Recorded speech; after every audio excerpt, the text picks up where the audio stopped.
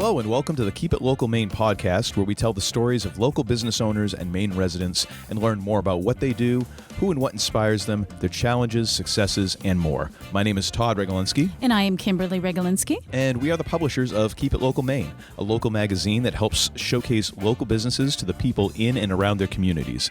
Thank you for tuning in to our weekly podcast that you can subscribe to on Podbean, Apple Podcasts, and Spotify.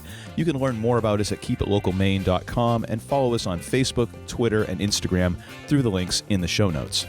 This episode is sponsored by Fabian Oil, a family-owned and operated business that offers heating oil and propane delivery, services, and repairs. Fabian has been serving central and northern Maine with propane and oil for over 30 years. As a local Maine business, they cherish the relationships they have formed by serving the people of their communities. In 2019, Fabian entered the southern Maine region with a heating oil acquisition, and they have recently brought propane to the market. They are aggressive and would love to be your supplier. Give them a call at 207-793-2044 or visit fabianoil.com. In this episode, we'll be talking with Dan and Joe McCluskey from Clad Eats. Dan and Joe are both Mainers, born and raised. Dan studied at UMaine before moving throughout the Northeast, where he settled into New York's tourism and service industries for the past decade. Now back in Maine with his wife Stephanie, he partners with Joe, who has worked in the kitchen since he was 16, to bring you something fun, delicious, and unlike any food out there. Welcome to the show, Dan and Joe. We are so glad that you're here with us today. Yes, indeed. Yeah, how you doing? Good morning. Great. Doing Thanks well. for coming into our virtual studio. Oh, look at you. You're actually correcting that now. I know. Every show, Kim welcome. Well, thank you for coming in. I'm like, they're not here. I was going to say, your studio looks surprisingly like my basement. And in truth, it probably does. Yeah. Yeah. So we're so glad that you guys are here because we love food. We love to talk about food. And so we want to hear what you guys are up to. And so tell us, how did you decide to move to Maine and start a food truck? Being from here originally, Joe and I both grew up in the same small town, Richmond, for even half of Maine doesn't know it exists. But I'd been away for the past 15 years, really, in the past 10, living and working in New York City, mostly in the tourism and events and attractions industry. So we had always, my wife Stephanie and I had always thought that we'd wind up back in Maine, that we love it here. It's home to me. And last year during the pandemic, when the industries got really hit, she was working on Broadway. I was running a museum. Wow. There wasn't anything for us to do. So it kind of expedited the turnaround for us coming back to Maine. And we started thinking about what we wanted to do, and it kind of naturally veered back toward Joe, and who was saying we could start a truck. And at first we kind of laughed, yeah, that sounds like fun. But then we got thinking about it and seriously, we could start a truck. We know what we're doing. And Joe gave us that confidence. Yeah. I mean, Dan came to me one day, they were home visiting, and he was just talking about how just desolate and miserable the city is, being surrounded by all those people, but you really can't even, you can't do anything. And, understandably so. And when they decided to move back to Maine, and he kind of floated the idea as a joke, and I'm like, no, let's do it right now. The food industry in Maine is amazing, and that, but I'm not going to act like I'm a millionaire. And he gave me this opportunity, and he's like, how would you feel about doing this? I'm like, do it right now, tomorrow, let's go. I'm ready. Yeah, Joe's enthusiasm is confidence building. I'll tell you that. Nice. Yeah. Well, you need that. You need that, yeah. Yeah, and it just, this is the place we wanted to be eventually, and if we couldn't work in the careers we were used to, we were going to start working on our passion. And I mean, the food scene in Maine is booming. It's been booming for, coming on 10 years now even, but even in the last few years and all the trucks that are coming. And unfortunately, we lost a few businesses during the pandemic, but I think that's going to make room for a lot of really cool, exciting new ventures. So, I think that's something we want to be a part of. Yeah. That's great. Now, just out of curiosity, what type of museum were you running or you managing in New York? Oh, yeah. This is, a lot of people don't actually believe me when I tell them this, but I was the director of operations for the Museum of Sex. Really? That is really what I was doing. I did not know that was a thing. Well, interesting. And I love it, and I was proud of the work I was doing, but as you can imagine, when you throw that on social media, it's the first thing anyone wants to talk about. Well, Right, yes. right. So we usually bury the lead a little bit so we can focus on the food. Yeah, that is true. That is true. But by all means, it sells apparently.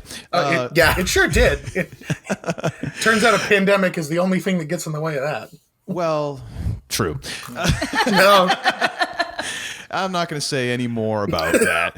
So, going to some of the information that we read before this, you call your food regional comfort foods, presented in a tasty corn tortilla. So, at the risk of making us all and our listeners incredibly hungry, can you run down some of what you'll be offering up?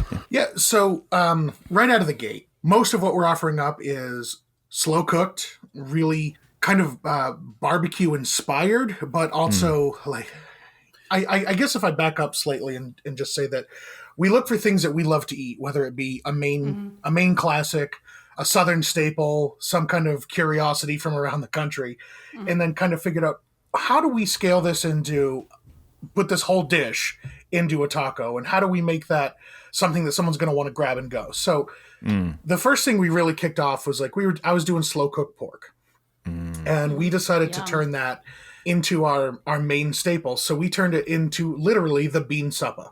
Nice. So it is barbecue pork and baked beans, made in house. Everything is slow cooked painstakingly, because we wanted this to have the most authentic flavor, so that you can go in there and you can sit down, you can bite into this one taco, and you can feel like you're transported into your local Grange Hall on a Sunday afternoon.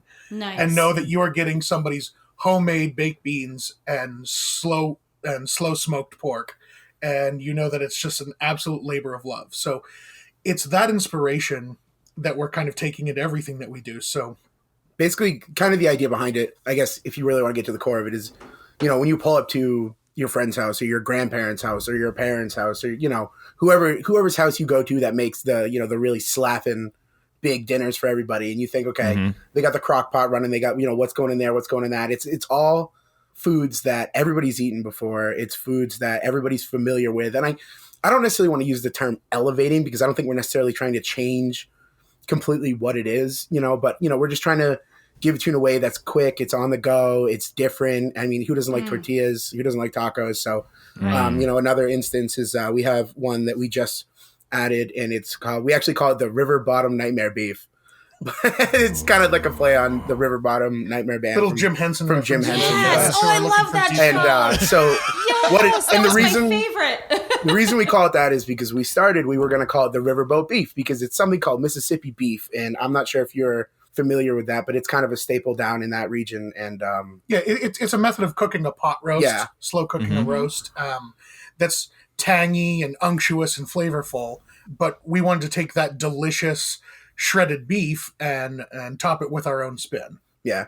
So, we have that, and we top it with our slaw, and we're also topping it with a house-made gochujang sauce, which is, it's blueberry. We're trying to use local ingredients, throw some Asian flair on there. There's a lot of these different flavors that you wouldn't think necessarily go well together, but when you put them together, it's kind of some crazy stuff. Yeah, but I'll tell you what, you smother about anything in jack cheese and melt it on a flat top, and it's hitting right. Oh, yeah. My mouth is watering right now. I knew this was going to happen for you, Kim, because you're traditionally not a big breakfast eater. I knew you were in trouble today. This sounds amazing. We need to get Kim a bib. Yes, that sounds absolutely amazing. Well, I mean, and next time we talk to you, hopefully it's not in a virtual lab, so we can actually have the griddle going next to us. Nice. No. So tell us some more about some of the other dishes as well. Yeah, one of our personal favorites it's an homage to the New York bodega. And so for those who have been in and around New York City, there's an entire culture of eating that takes place at your corner convenience stores. But they always have a flat top there. They're always serving up great food, whether it be like a bacon, egg, and cheese or just easy, quick, fast deli sandwiches. But the chopped cheese is a New York staple, and it really doesn't exist anywhere in the country meaningfully. So we wanted to take the idea of a chopped cheese, which it's essentially all the ingredients of a cheeseburger, cooked and prepared almost like you would a cheesesteak, and served in a roll.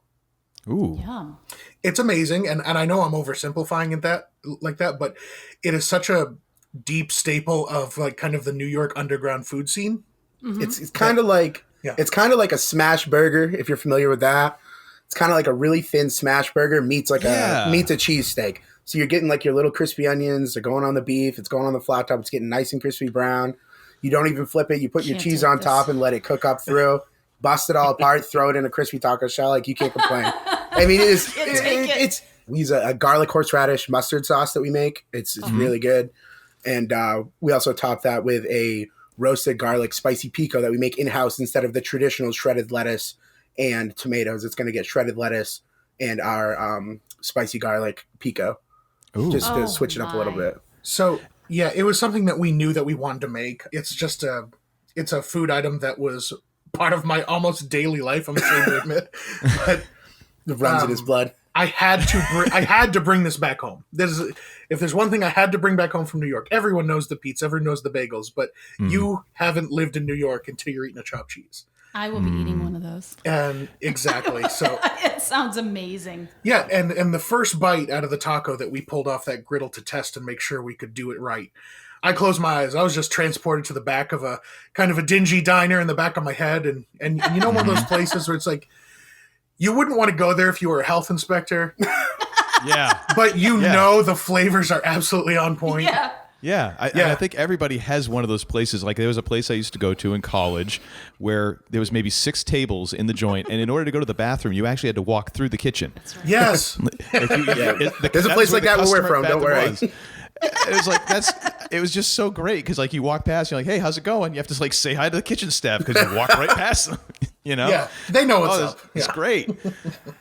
Yeah, and the funny thing is, I think it ties in, that specific dish kind of ties into kind of what you're doing in terms of taking some of the, you know, classic comfort Exactly. food and moving it forward, because this is almost like 2 generations removed. Because if I'm remembering right, the smash burger has kind of been around for a while. Like, wasn't that kind of like originated Depression era to kind of stretch out the amount of beef that you had? Yeah, and it's like you know, the chopped cheese is kind of the same idea behind that. You know, it's something that they can cook in even faster than a smash burger because it's such a thin layer of beef. I mean, you throw it on the grill 2 minutes.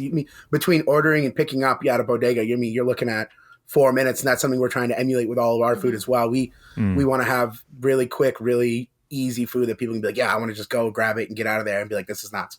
Yeah, and I think, like, you know, you think of, like, kind of these fun, silly references. Like, I don't know if you've ever watched the movie Ratatouille. Oh yeah. Oh, But yeah. of course, I mean, like, and that no one watches that and doesn't want to cook after. But you in the penultimate scene where you just see the food critic eating this lowly peasant food prepared in such a way that brings him back to his childhood, and he starts weeping. Yeah, that's yeah. You know, And it is always about something that kind of transport you to a place and a Yes. time. It's that flavor memory. It's that sensory feeling where you're just. It's more than just saying, oh, this is good food or this is prepared well. It's, what does this actually mean? We're eating something with, you know, this deeper intrinsic value than just its surface Absolutely. flavor. Yeah. There's emotions there. There's Exactly, and that's a lot kind of- emotions. Yeah.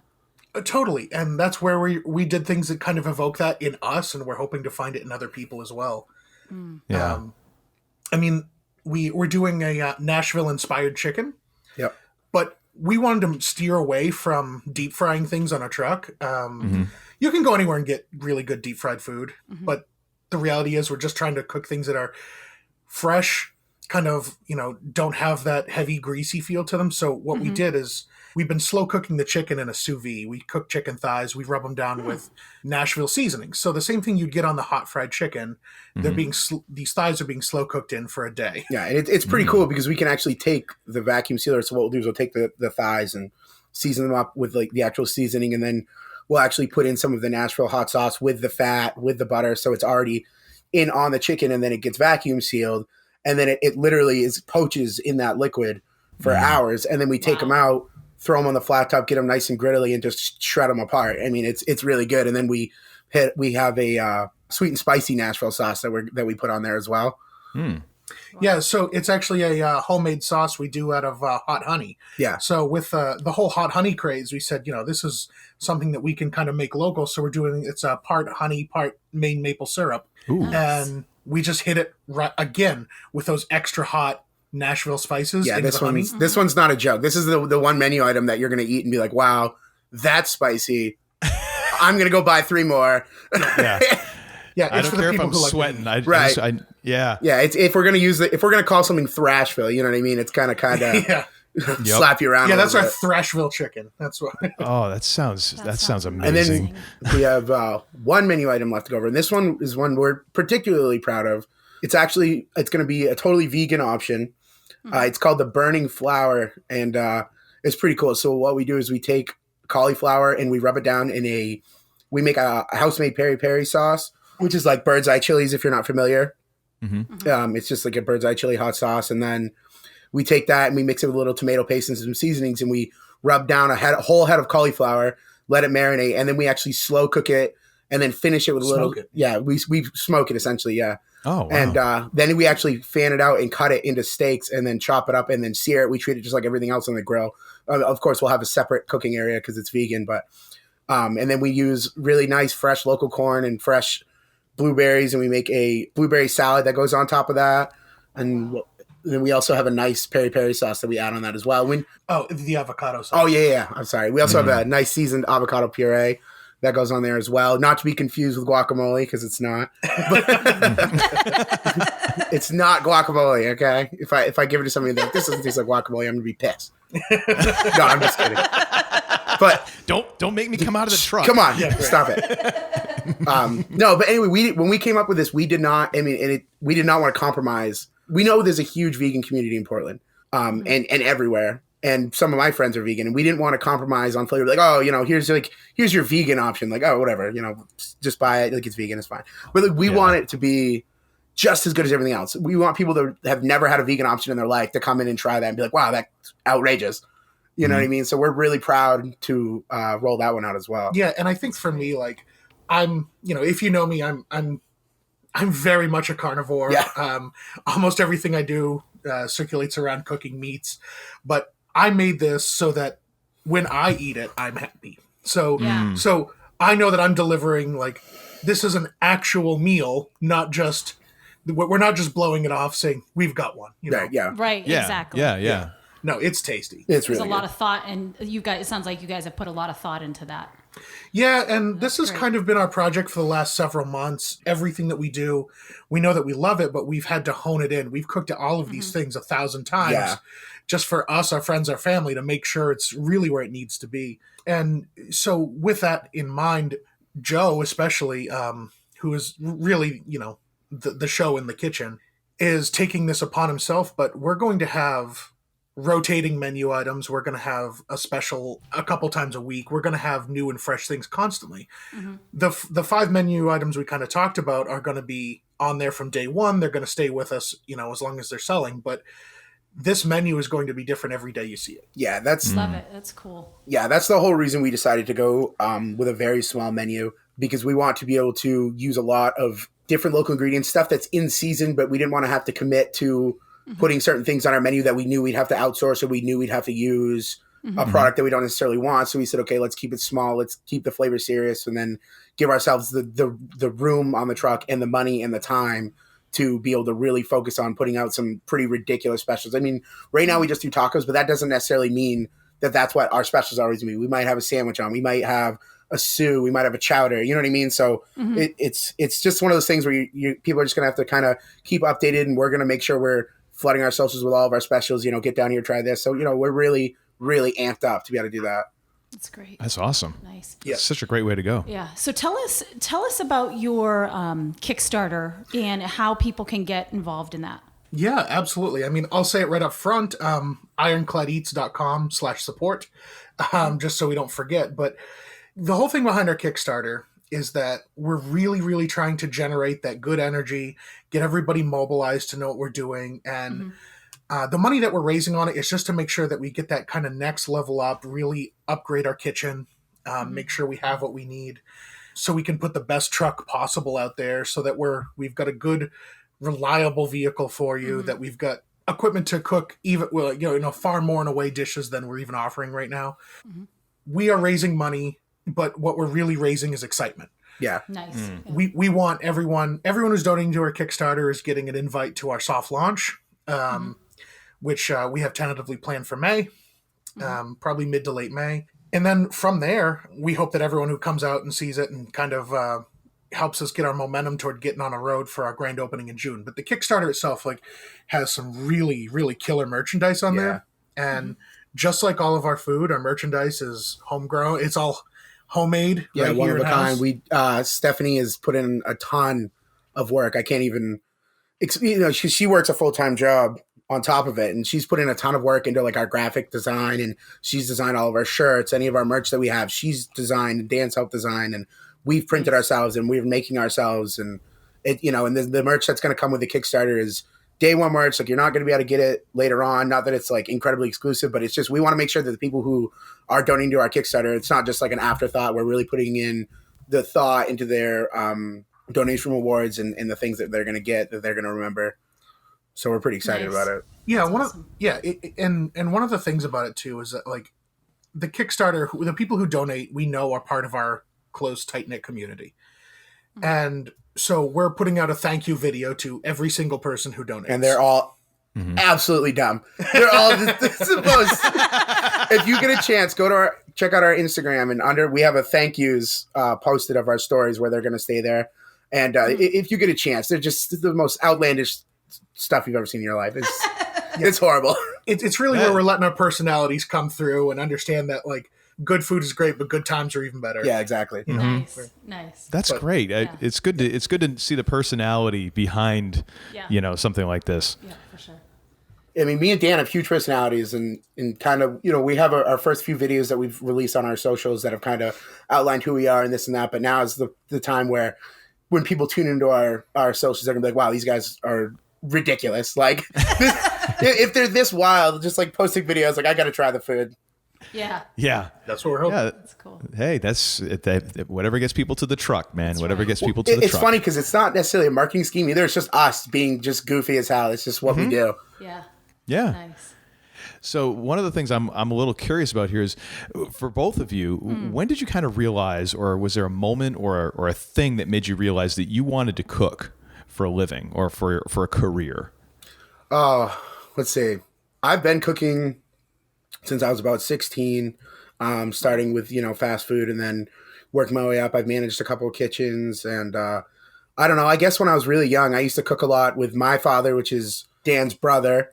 And we used to do a lot of cooking together, and it was one of the, we're from Maine. Everybody here works hard. Everybody, has their 9-to-5s. Everybody's tired. It's cold, and so when we would sit down, and they would take the time to show me what they're doing and take the time to explain what they're doing, and I just felt like seeing my dad and my grandfather kind of just standing around and really just like taking the time to explain everything to us and explain what they were doing and why they were doing it and why this happened. I just thought, as a child, I mean, 6 to 8 years old, that's just like super intriguing. And then, they let you play with fire. So it's like, okay, yeah, that's bitching.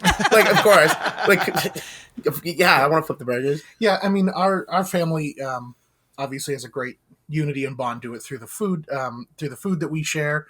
When Joe's father, my brother, Rich, he passed away in 2013, and it really brought Joe and I close together. And this is kind of one of those natural bonds that we all shared. So it becomes very personal. It's very much about the family, and the cooking for me is that it's been a language of love. My whole life, I've cooked for the people around me. I used to cook breakfast for my fraternity in college. I used to, even when I had all of my other full-time jobs on the weekends, I'd be cooking barbecue for all of my friends to come over and enjoy.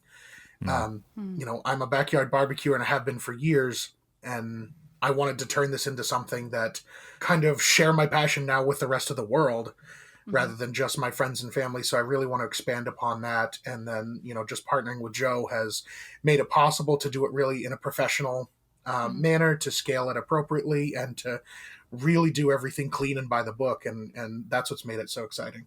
It's so cool. It is cool to hear you say that about it being a language of love, because I have a friend that's a chef, and it really, when you can cook for people, it's one of those things that it's just a way that you love people. It's an opportunity to love people, and it really is. You can see that. I have a 3-year-old daughter, and I'll pull the chair up next to the stovetop and let her help me cook. And the first time she was able to flip an egg, or attempt to flip an egg, or the first time she was able to pull cookies off of piping hot sheet pan, and then you can see her face light up, and she's just so, like, the emotion coming off of a child like that is so raw, and it's so just appreciative, and And I know that my dad felt the same way, and I know Dan felt the same way when he was interacting with me when I was a kid. And it almost makes me want to cry. I'm like, oh my God, bro, like you're so cute, like you're loving this so hard. I'm like, this is the best.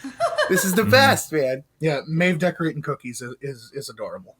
Nice. So let me ask you this. So you both grew up cooking. I'm just curious, selfishly, what was one of your favorite dishes growing up? Was there a tradition as far as for either of you that your family had a specific dish? What was one of your favorite dishes growing up that you cooked as a family?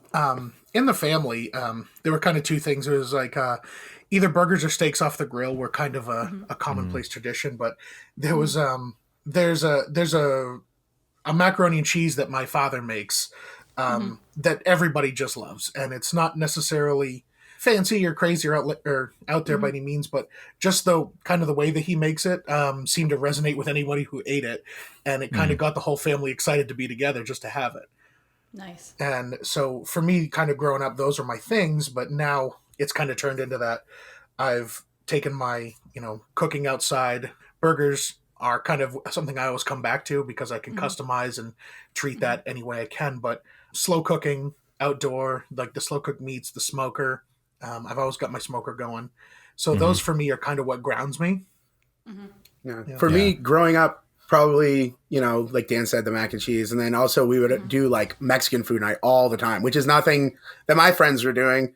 You know what I mean? We live in the middle of nowhere, Maine, and my grandfather's like, oh, I'm going to make all this Mexican food, like enchiladas, chimichangas, like quesadillas, just everything. Stuff that, even at the time when I was younger, like there weren't even a lot of restaurants that were even selling that.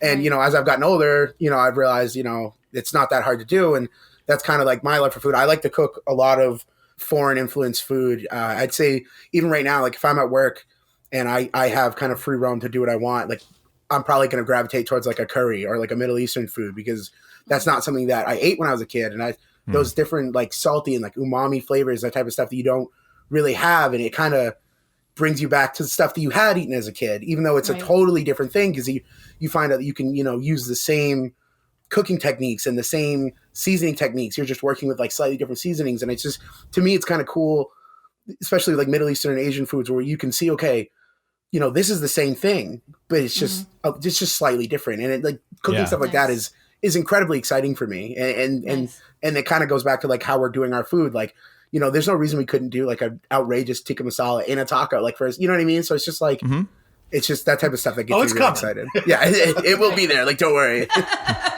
We're writing the menu in real time right now. It's going to rule. Oh, we have a couple little notebooks that are with us at all times that have about 60 different recipes in them. That are just outrageous. So, yeah. Like we were talking about doing like a beef stroganoff sub. Like, why not? Because it's going to be like unreal. Like, come on. Yes. And on St. Patrick's Day, I made a corned beef Reuben-inspired taco that everyone got mad at me for that wasn't on the menu. So wait till March next year, and we're all going to be eating corned beef. That sounds like a plan and a half to me. I'm good with that. And I think it's interesting that you go back to kind of burgers and things like that because even in terms of Mexican food, I find it one of my favorite things to cook is chili. Sure. And I love it because there's certain basics that you kind of do, but then it's so customizable. Exactly. And you can just it's a jumping off point to then say, you know what, I'm going to try doing it this way this time. And that's exactly the way to look at it. I think sometimes people get snobby, and I think sometimes people are way too concerned with like, oh, you need to do it this way. You need to do it. Why? Yeah. I want to make good food that rules. Like, okay, I learned how to do it that way. I want to do it this way now. Like, who cares? It's going to be awesome. Yeah, and it's one of those things where, especially like you talk about a chili that's such a vital staple of all over the world. Specifically, I mean, there's different chili cultures throughout America. My wife is actually from Ohio, and the Ohio chili scene is mind-boggling. Yes. It took me a long time to get my head wrapped around Cincinnati chili, but cinnamon rolls and spaghetti, baby. Let's go. Yeah, on spaghetti. And it's very thin and on spaghetti. It tastes delicious, but my palate just doesn't quite understand yet. But, it's these things that like you tweak classics in such a small way that makes it your own. I mean, as I've been doing barbecue the last few years, one of my great friends is from Tennessee, and I gave her a rack of ribs one time. I'm like, I don't know, I'm putting in front of a harsh critic, and being in that area, even near near Memphis, and she's telling me it's one of the best rack of ribs she's ever eaten in her life, and I'm like moved to tears. Wow. That's some serious high praise. Yeah, That's some hype. and it's one of those things where, and you put your little spin on it. Like, I'm using a barbecue sauce that I make of Southern ingredients and Northern. So I'm using peaches and I'm using maple syrup. I'm using New England and I'm using the South. And so these are the kind of the things I think about when I'm putting it together. Yeah. Like, how do I connect those worlds? How do I take those things that people can feel comfort in deep in their soul? Yeah. Although it also provides the opportunity for controversy, because then as soon as you start talking about chili, you get into the beans versus no beans debate. Whatever. Shut up. Is it good? If it's good, just eat it. Like, who cares? And it's like brother against brother, civil war all over again. That's whoo, you want to stir something up. There you go. Yeah, well, I feel that deeply too, because for years, I was a no beans guy. No beans, no beans, no beans. And then one day I was like, you know what? I got to make a really big vat of chili. Let's stretch it out a little bit. And I put a couple different, I put some navy, some kidneys in there. And you know what? Everyone was like, this is amazing. I'm like, well, shut my mouth. I stand corrected. Yeah, exactly. Like, I'm over here like slow cooking this chunks of stew beef and stirring in ground beef. And like, I'm like 3 layers of beef in this chili. And then I throw in some beans and everyone's like, that's the ticket. I'm like, well, what do I know? I just opened a can. All right. Yeah, it's literally. So another question that we kind of ask is, I'll freely admit, this is a bit of a selfish one, because we just like to hear the answer, and we hope other people do too, but yeah, mostly it's for us. But who or what inspires you, either personally or professionally? Okay. Well, I think first and foremost, my daughter, Maeve, she's amazing, and she's funny because she gets like, if she sees me getting amped up about something, she gets like twice as amped up as I am, even if she has no idea what's happening. She's like, yeah, Dad, like, let's do it. So that's my number one motivation to start.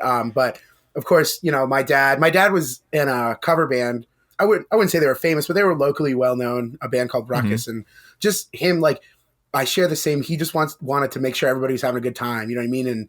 And he knew that by doing his thing and doing his thing to the best of his ability would ensure that people around him were having a great time. And I think that that's such a rewarding thing. And it's something that I've always really looked up to him for.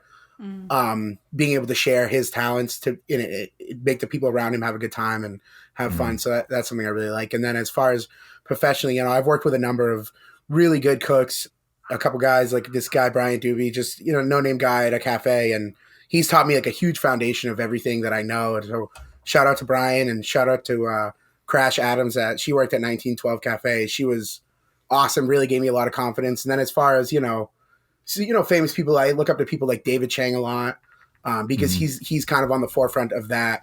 Okay, it's supposed to be done this way, but I'm going to do it this way. And you're probably not going to argue with me because I'm like the most famous chef on earth. So, and, guys like Anthony Bourdain, types of guys like that aren't afraid to, be like, yeah, I'm a professional chef, but, this is how I want to do it. And it doesn't matter if I'm cooking on a Coleman grill on a picnic table in the middle of wherever, or if I'm in a kitchen that's staffed with 15 people, it doesn't matter. Like, I'm still going to put my best effort. And those are the type of guys, they're not all about the fluff and the look and the ego. You know what I mean? They're just about making good food and sharing it with everybody. And that's something that really resonates with me big time. Yeah. I think you really hit the nail on the head with, for me, especially finding inspiration in the way we were raised in our family. Like my parents, who have always created an atmosphere in our home that everybody is welcome. Like, we want everybody there. If, my parents meet someone for 5 minutes, they have an open invite to our house, doors unlocked, come on in, don't even knock, come on in, whatever we're cooking, you can be a part of, don't mind the mess, come be part of our family. And it's been that way ever since I was a child. Yeah. And they really fostered that environment that no matter how much we're driving each other crazy, no matter what we have going on in our lives, like, there's that common base of like, come into our home and we're going to share it with you. And that's been a working focus of my development as a human being, where whatever little I have, it's yours. It's yours, right? And it's here for you. So like, even like when you talk about the family inspiration, and like my sister, she's been my older sister my whole life, and she's been just she's physically disabled. She has spina bifida, and one thing is that like you cannot keep her down. No. And she has like the most indomitable spirit, and she every time we're together as a family, when she comes into the house, it really ties everything together, and you know that like we're here together, this is about family, and she brings such like love and joy that I almost have trouble like recreating. Yeah. You know, it's one of those things where it's so natural and effortless, and you can see the shift immediately where even if it's been a few months since I've seen her, or in case of last year it was like over a year since I saw her, that like the mood shifts immediately. Everybody's like in a better place. We're all just happy to be together. So like if we can take those vibes and get you excited, that's what we want to do. And then professionally, if we're talking about the food industry, I mean, I think Joe is right.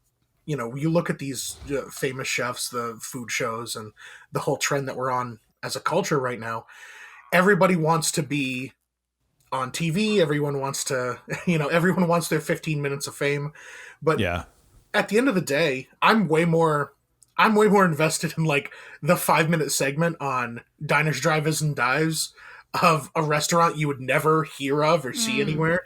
And it's just a little family business of people throwing together food. And this is really good. You should come here. And that's it. There's no like, You should come here because, they have these many stars or this many, this and that. It's like, no, there's no Michelin I just stars. ate this right now, and I'm going to tell you, it's unreal. Like, get in your car and drive. Yeah, and I'm not going to lie to you. That was a big part of the reason I moved to New York City in the first place. I wanted to turn on Food Network, see something I wanted to eat, and I wanted to eat it right now. And there were days I'd leave my apartment, and I would walk to a place I just watched on TV, get the food I just saw, and then 2 other things on the menu, because I want to know what was bringing those people there. Like, I want to know what was bringing people together. Like, why have they been successful? What's resonating with everybody? And just that kind of that world culinary exploration really changed everything for me, because growing up in Maine, I'd see things on TV and be like, well, that must be fancy. No. It's just BS, man. No, it's just people who like what they do. That's all. Yeah.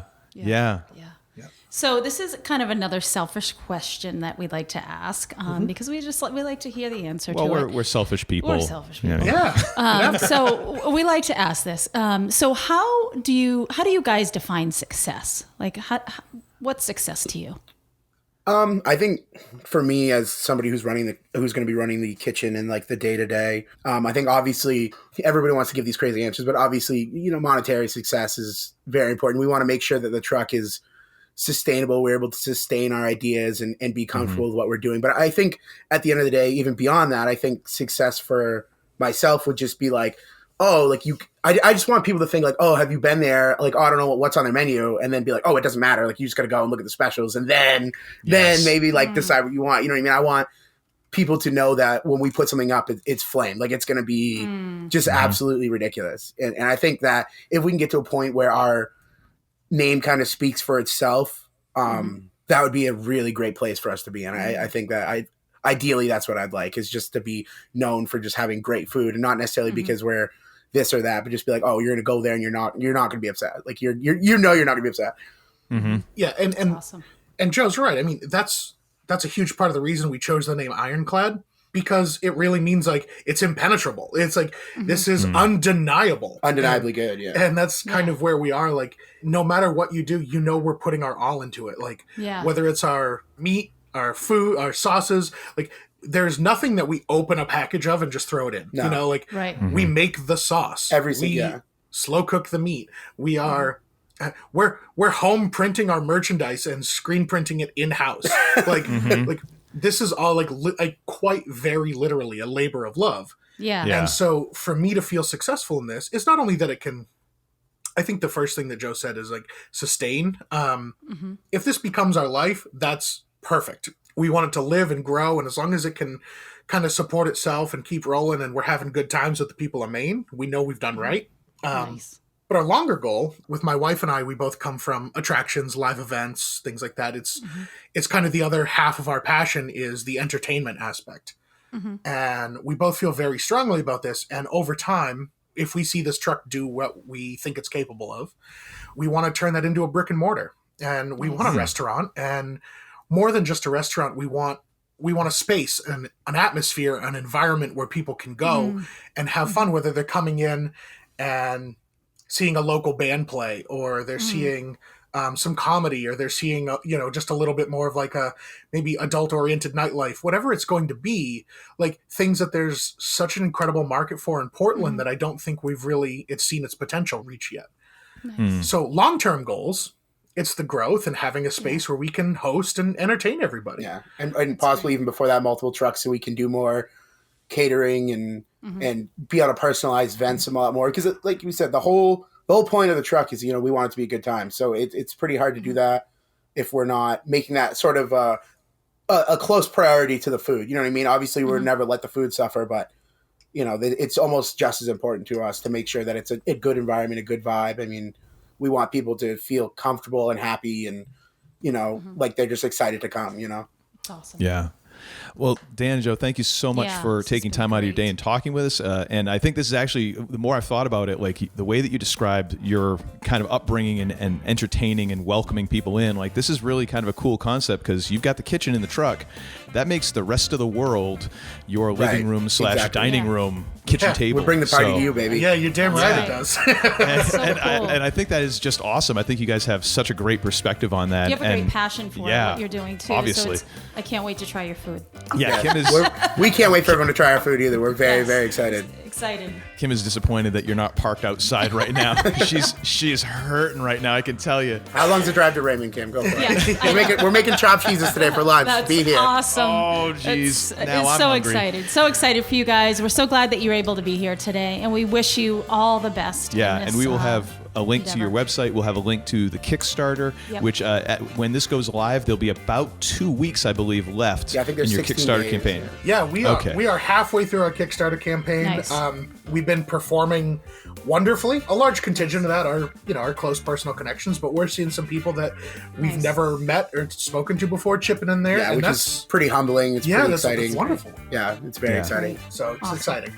Yeah, and I was looking through there today, and you've got some great kind of rewards for people for different stratas or levels of chipping in. That's great. But man, even just a few dollars here or there would be awesome as well. So make sure you contribute to this totally. Kickstarter for these guys. Yeah, we would definitely appreciate it. And I'll make sure we have links to all your social media, especially the Instagram, because I think people are going to want to see all these videos that you told us so much about. Yeah, absolutely. And I Awesome. would check back. Our YouTube is hosting some longer videos. One of my best buds is doing video productions with us. Shout out to Eric.